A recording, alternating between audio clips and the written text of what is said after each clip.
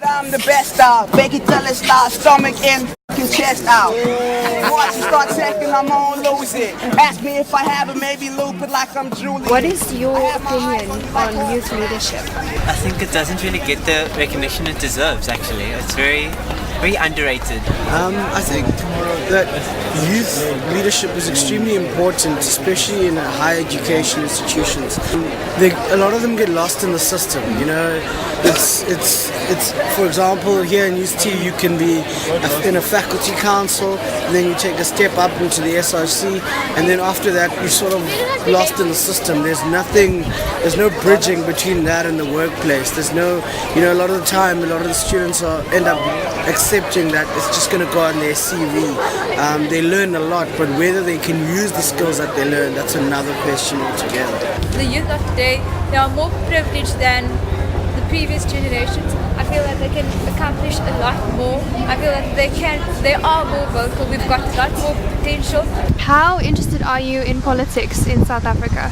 I'm not gonna lie, not very much. I'm not clued up at all. Do you think politics are a very attractive thing for young people to get involved in? Yes, I think so.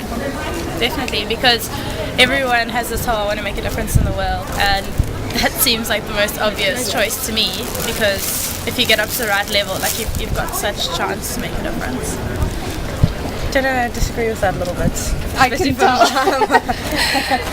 People don't necessarily, like, I don't know, in commerce, I know you like different faculty completely, but in commerce people don't necessarily want to make a difference through politics, more by you acquire enough wealth to make a difference in that way, in the way that you want. And I think that's more the direction that we are headed in. There's a huge divide though between like commerce and other faculties. So you'll find that a lot of the humanities students that maybe study politics or sociology or whatever and have a strong understanding of how we can build communities and how we can ensure that there's efficient service delivery, those students are not then placed into the political system.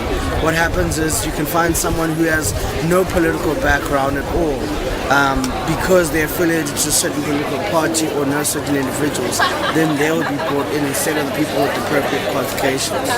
Do you ever consider a career in politics? Hell no.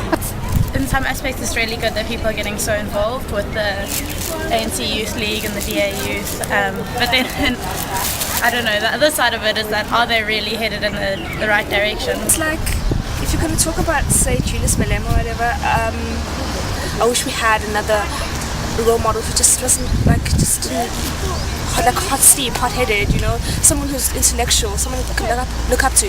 How do we go about to change public perception to make politics a more attractive option? I think you'd have to harness some sort of like ethical behavior. Do you think there are sufficient mentors and help for people who aspire to be leaders in their communities? I probably have a bit of a bias here, because I have had the privilege of being exposed to a lot of people who are just like, please, we would, you know, I run this mentorship program. I mean, everywhere I turn there's a mentorship program.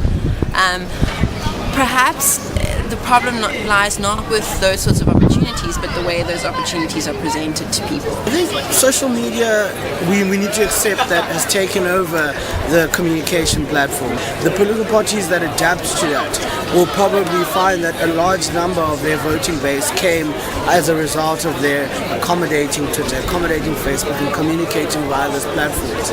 More is better in a sense. More participation equals, you know, better results in a way, a better generation of ideas. More people pushing for a country to change. I definitely do believe we have a great future. I mean, we have great people. We have great potential, basically. But not like the political party who struggled to cope, even though that was their name, didn't vote. Y'all try to do it as you had in normal moments. They say you hold it right there. I am overzealous like Helen, Zilla, a gorilla. Nobody keeps a gorilla. I'm about to.